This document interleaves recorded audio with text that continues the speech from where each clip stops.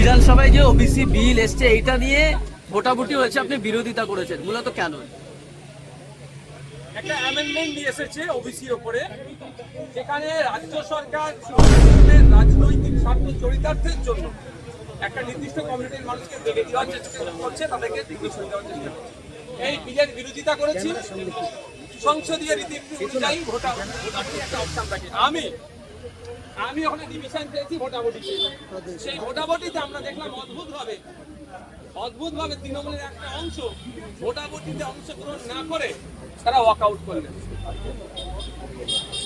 আমরা এই বিলের বিরুদ্ধে ভোট দিয়েছি। এই বিলকে প্রত্যাহার করা, এই অ্যামেন্ডমেন্টকে প্রত্যাহারের কথা বলছি। আপনি কি চাইছেন? আমাদের অবস্থান clear. West Bengal commission for backward class যে আইন 1993 আছে, সেই আইনকে মান্যতা দিয়ে সার্ভে করে সায়েন্টিফিক ওয়েতে জাত ধর্ম বর্ণ ঊর্ধ্বে গিয়ে, সে হিন্দু ওবিসি হতে পারে, মুসলিম ওবিসি হতে পারে, খ্রিস্টান ওবিসি হতে পারে, যে কেউ হতে পারে, তাদেরকে ইনক্লুড করা হোক। তা না করে তড়িঘড়ি অলরেডি যেটা সুপ্রিম কোর্টে মামলা চলছে, এখনো শেষ হয়নি, এখানে অ্যামেন্ডমেন্ট নিয়েছে তাদেরকে বার করে দেওয়ার একটা জায়গায় চক্রান্ত করে আমরা দেখছি। তা শুধু তাই নয়, এখানে অ্যাডমিনিস্ট্রেটিভ পাওয়ারটাকে বেশি করে দেওয়া হচ্ছে। বেশ কিছু বিষয়ে অমিট করা হয়েছে সেকশনকে, শিডিউল 1 and 3 কে অমিট করে দেওয়া হচ্ছে। এই 1 and 3 কে অমিট করে দিলে যে এই শিডিউলের মধ্যে কারা আছে, কারা জাতিগোষ্ঠী আছে, সেইগুলোকে তার চিহ্নিত করা হতো, এই শিডিউলের আন্ডারে ছিল। সেগুলোকে করে দেওয়া মানে এটাই যে আগামী দিনে আইনি চ্যালেঞ্জ করতে গেলে সেই জায়গাটাও দুর্বল করা হচ্ছে। এই সমগ্র বিষয়টা নিয়ে দীর্ঘ আলোচনার বিষয়, আমরা অপোজ করেছি। শুধু তাই নয়, আমি আমাদের অল ইন্ডিয়া সেকুলার ফ্রন্ট পার্টির পক্ষ থেকে আমরা ডিভিশন চেয়েছি। সেই ডিভিশনে মোট 17টা ভোট মানে এই বিলের বিপক্ষে পড়েছে। তার মধ্যে মমতাপন্থী যে তৃণমূল এখন আছে তাদের কিছু ভোট পড়েছে, আমার সাথে ভোট দিয়েছে।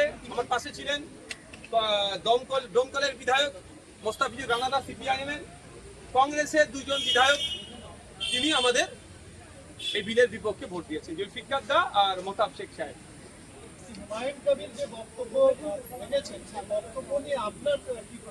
অনেক আগে আমি এই ধরনের বক্তব্যের বিরোধিতা করেছি। আমি কোনোদিন অফেন্সিভ বক্তব্য দিইনি, আর কোনো বক্তব্যকে আমি প্রমোট করিনি বা তাকে সমর্থন জানাইনি।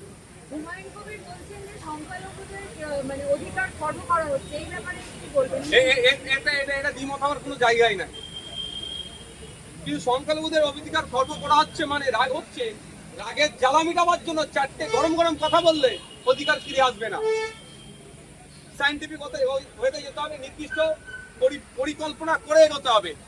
কোন জায়গা থেকে অধিকার কাটছে সেই অধিকারটা না কাটতে পারে, তার জন্য অ্যান্টিডট কি আছে। 4টে গরম কথা বললে অধিকার ফিরে চলে আসবে না। হুমায়ুন কবির বলছেন যে আমি মুসলমানদের সাথে নিয়ে রাস্তায় নেমে সেটা ভেঙে দেবো, এই শব্দটাকে, এই বাক্যটাকে আপনি কি সমর্থন করছেন? সমর্থন করতে পারি না। 1 নম্বর কথা। 2 নম্বর কথা, মুসলমানদের কেন ঢুকাচ্ছেন?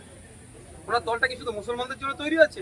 আমার যতটুকু জানা মতে ভারতবর্ষে এমন কোন রাজনৈতিক দলকে election commission of India registration দেয় না কোনো একটা নির্দিষ্ট ধর্ম বর্ণ জাতের জন্য, ধর্মের জন্য যদি তৈরি হয়।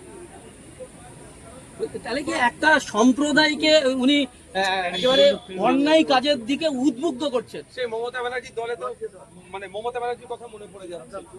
সে কোনো না কোনো একটা যেন টান হচ্ছে, এটা আমি বক্তব্য দিতে পারছি না, বিরুদ্ধে আমি।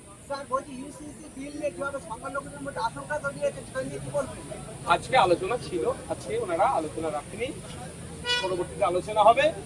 যখন আলোচনা হবে বিধানসভার মধ্যে আলোচনা করবো, আর পরবর্তীতে আপনাদেরকেও জানাবো। আমরা এর বিরুদ্ধে ইউসিসি নামিয়ে যে চালানোর চেষ্টার বিরুদ্ধে আমি 2টো ডেটা দেবো, 2টো প্রশ্ন তুলে দিচ্ছি। ইউসিসি নিয়েছে, এটা বোঝাতে যাচ্ছে তালাকটা নিয়ে। অলরেডি 2017 সালে সুপ্রিম কোর্ট ইনস্ট্যান্ট 3 তালাককে ব্যান করেছে। আবার ইউসিসির প্রয়োজন কি? তারপরেও বলছি, ভারত সরকারের কাছে এমন কোন সরকারি তথ্য আছে দেখাতে পারবে তালাকের উপরে? তাকে দিতে বলুন। আর দ্বিতীয় কথা হচ্ছে বহু বিবাহ। কথা না, সব পাখি পাঁচ খায় আর মাছ খায়, মাছরাঙার দোষ হয়। যেটা দেখুন, ধর্মীয়গত অবস্থান দিকে আর সামাজিক অবস্থান দিকে মুসলমান একা যদি থাকে আমাকে বলবেন, ডেটা দিয়ে কথা বলতে হবে। ডিটেলসটাও তো যখন ইউসিসি বিল আসবে চর্চা যখন হবে তখন বলবো, মুখ থুবড়ে পড়বে, যে কটা অভিযোগ আনছে সে কটা অভিযোগ সে করবো। 3 নম্বর কথা বলি, যে বলা হচ্ছে মুসলিম মহিলাদেরকে নাকি, মুসলিম পার্টিকুলার নয়, মহিলাদেরকে নাকি করা হবে, সম্পত্তি সমান ভাগ দেওয়া হবে। আমি একটু বলে দিই, মুসলিম মহিলা 4 টাইমস বেনিফিট পায় সম্পত্তি থেকে, as daughter, as wife, as mother, as sister, 4 times মুসলিম ধর্মীয় রীতি অনুযায়ী তারা বেনিফিট পেতে পারে।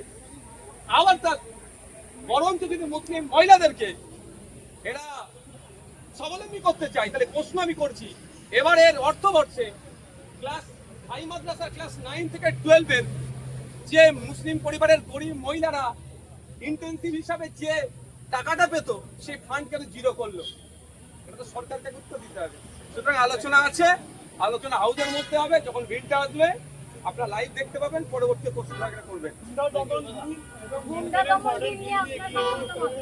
টাকা আর যে ধরনের গুলো আছে, যেগুলো ছিল, যে কাজে ব্যবহার হচ্ছে এটাই সে কাজে ব্যবহার, বড় অপোজ করবো।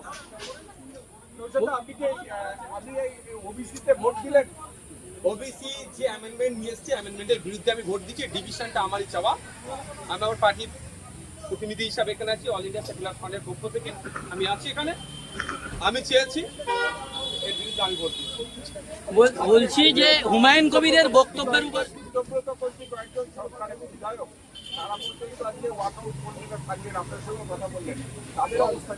তারা অবস্থান আপনারা তাদেরকে জানলে জিজ্ঞাসা করবেন। এটা তো ওয়াকআউট করেনি, তবে অনেকে অ্যাবসেন্ট ছিলেন, ভোট দান থেকে বিরতও ছিলেন, এটাও পাবলিক ডোমেইনে ডিসক্লোজ করা দরকার। বলছি হুমায়ুন কবিরের বক্তব্যের উপরে মুখ্যমন্ত্রী বললেন বিধানসভার মধ্যে এটাই হচ্ছে শেষ বক্তব্য, তার মানে এবারের বক্তব্যটাকে কি সমর্থন করলেন মুখ্যমন্ত্রী? দেখুন, এটা ওইরকম ভাবে তিনি বলেন, যতটুকু আমি শুনেছি বলছি, তিনি প্রতিবাদ জানিয়েছেন। প্রতিবাদকে আমি স্বাগত তখনই জানাবো যখন এটা সবার ক্ষেত্রে প্রযোজ্য হবে। নামটা হুমায়ুন কবিরের জন্য অফেন্সিভ বক্তব্যকে আমি কোনোদিন সমর্থন করি না।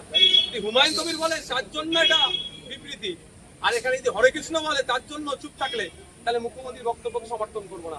হরে কৃষ্ণর জন্য যেমন তিনি কঠোর ব্যবস্থা নেবেন, হুমায়ুনের জন্য যদি কঠোর ব্যবস্থা নেই, তাহলে আমি বক্তব্যকে সমর্থন জানাবো।